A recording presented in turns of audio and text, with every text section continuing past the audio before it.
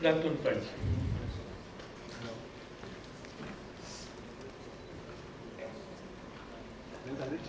Like always, WSTS has become a forum for thought-provoking ideas, trend-setting initiatives, and action which needs to be taken collaboratively and initiated from such fantastic organization and platform. Therefore, I am not surprised that this year again we have been focusing on the right issues, and as you can see, the tremendous enthusiasm all over so that we can really work together. For some time, we were under the impression that intergovernmental organization, intergovernmental action, intergovernmental agreements could only lead to action. I am still hoping that it will be like this. But if we just rely only on that, that's the only way we can bring about a change, then probably we are losing out on great opportunities that lie elsewhere. Particularly in the field of environment, there are many environmental protocols that we have signed globally. And rightly so, because each protocol deals with a very specific subject, and hence it has to be focused on that information. But despite that, some of the protocols have been quite successful. One name that can easily come to mind is the Montreal Protocol, where we'll be able to reduce the ODS by some good action. Somewhere, I should not venture to say, but still I can say, somewhere we are still missing an opportunity is in climate change, where we have still not got a legally binding agreement which can be worked together. But because we don't have an agreement, I don't think we should forget everything else that can happen through the action of civil society in partnership with governments as much as possible, wherever possible, with private sector, with all those who are interested in these issues, and then that could offer great opportunities. Some of these are perforce necessary action irrespective of whether we have global action or global agreement or not. Just give a small example. I was talking to, in my new responsibility as Commerce and Industry Minister, I am interacting with all kinds of industries, also trying to find out what can be promoted globally as exports from India, how do we deal with global trade. But one of the aspects was, I was talking to cement industry. And they were saying, rightly so, that there are some problems because in some states, when you want to make concrete from cement, you need to add a lot of other material. And they were saying they are getting so expensive that our end concrete is becoming very expensive. I said, are you realizing that this is becoming expensive today, but after some time we are not going to get it at all? Have you thought about that as a challenge to your industry?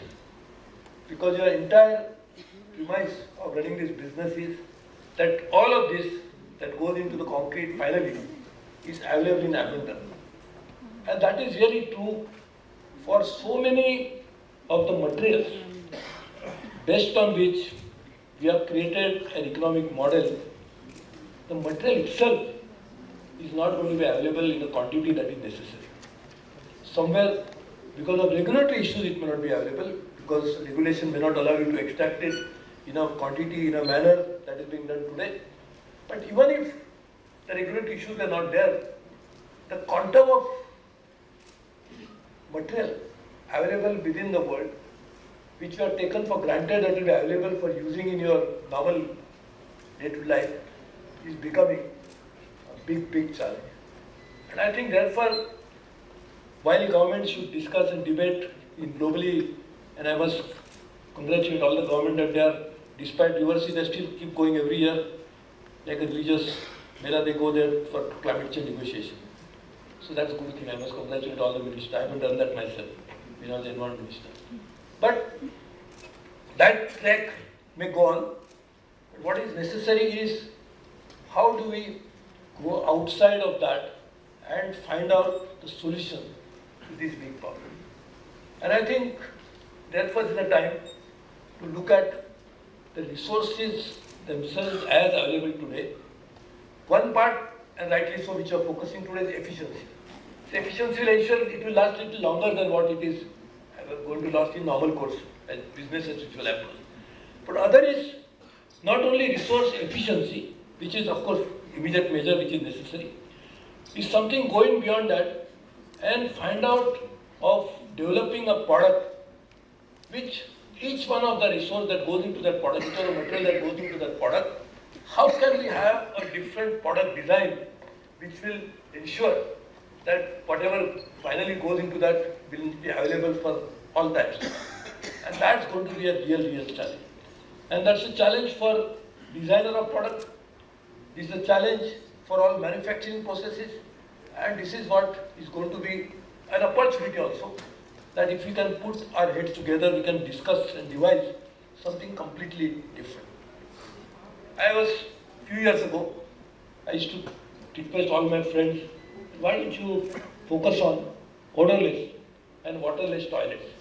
And when I was the railways minister, we had this big problem, so again I was talking about it. And I found out that over a period of time, we have made some progress on that. Now we have it available. Otherwise, nobody could even imagine how can it be. How can you have a toilet without water or an odorless toilet? Is it something which is possible? But why it was not possible? Because we never thought about it. So the biggest limiting factor is not the availability of material itself, but the biggest limiting factor is our own thinking, which does not want us to think that it is possible that we can think about alternatives. Because that completely destabilizes and that causes complete disruption into the so-called shop floors, so-called designing centers, so-called product lines and supply lines that we have developed over a period of time. So I think let us start working on finding out which are those critical products which will not be available for some time to come or should not be used for some other reason like good reason like environment, and how do we therefore take those 10-20 products which are used in a bulk quantity and which we have taken it for granted that is necessary for our day-to-day life, how can we develop alternate for that? And I think that itself can help us a great deal. Now the question is, I think we are discussing about a policy also related to that, right? I think that's going to be another important issue which governments, the least that the governments can do anywhere in the world is to prepare policy support for this. And I have seen the power of policy. If you make good policy, it can change radically, dramatically the situation. Some of my colleagues which are sitting here, including the DG of Dairy, the chair was my good friend. He was that time in the Prime Minister's office, and we worked together very closely. He was also subsequently Environment Secretary.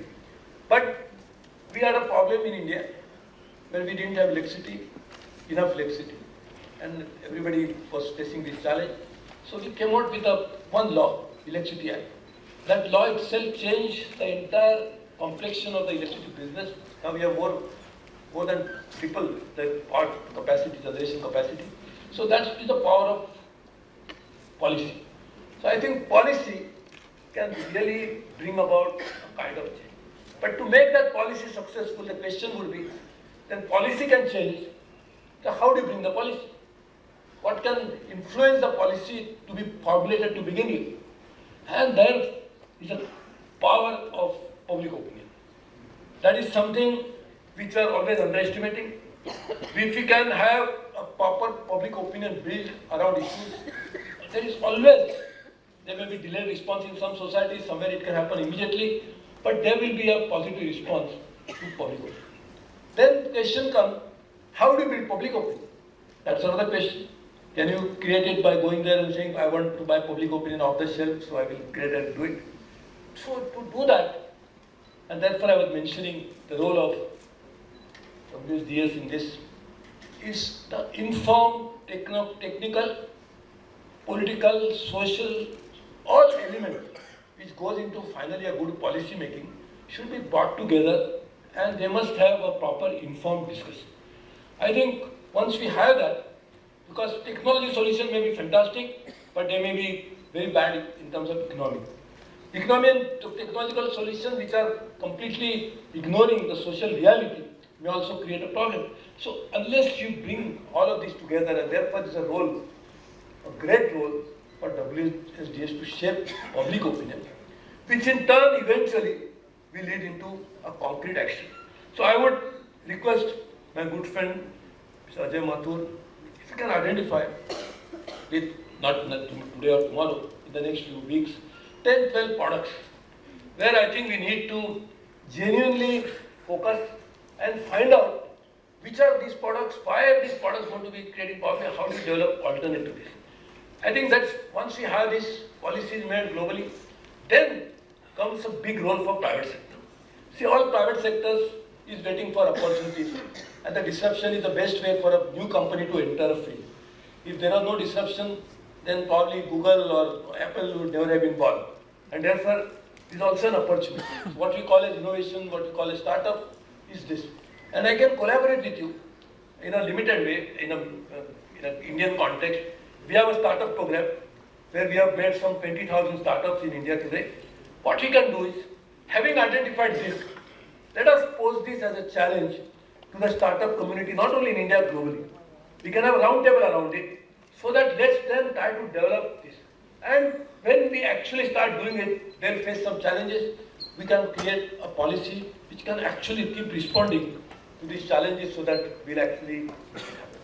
So I'm extremely happy that I could be here and talk to you, though I have a fever, and therefore I was told that take it easy because I never take rest. So last, I think first time in I don't know how many years I was sleeping on the bed for a longer time. So I think but still I felt I should not deny myself this opportunity of being with such a distinguished people. So I must thank you, and let me assure you that I just mentioned earlier, one other thing that we can do is we can actually work on green technology development ideas, and how can we cater to global markets by creating green technology in India, because that's something which is another opportunity for Indian companies, Indian manufacturers, in collaboration, obviously, with the entire global community, because India is now open for business with all countries in the world.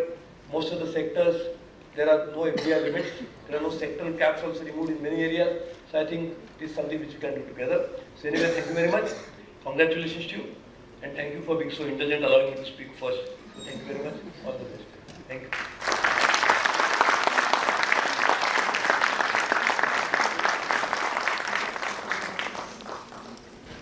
Thank you so much, Minister. Inspiring words as ever. Thank you. I'd now like to invite the rest of the panel up onto the stage, please. So, Mr. Chanakya Chowdhury, the Group Director, Communications and Regulatory Affairs from Tata Steel. Mr. Anil Kumar Jain, Additional Secretary, Ministry of Environment, Forests and Climate Change, Government of India. Ms. Astrid Schulmacher, who's Director of the Global Sustainable Development Environment Director General at the European Commission in Brussels. Namita Vikas, Group President and Global Head Climate Strategy and Responsible Banking at Yes Bank Limited. And Mr. Ratan B. Wattal, who's Member Secretary of the Economic Advisory Council. I'd also like to invite to join us Dr. Ajay Mathur, Director General of TERI. And I'd like to invite Dr. Mathur, together with Minister Prabhu, to release a new report, please. This is a report on the circular economy, a business imperative for India. It's being jointly produced by TERI and Yes Bank, and I'm told it's a practical tool to help Indian businesses assess to what extent they are already part of a circular economy and what steps they can take to get closer to being so.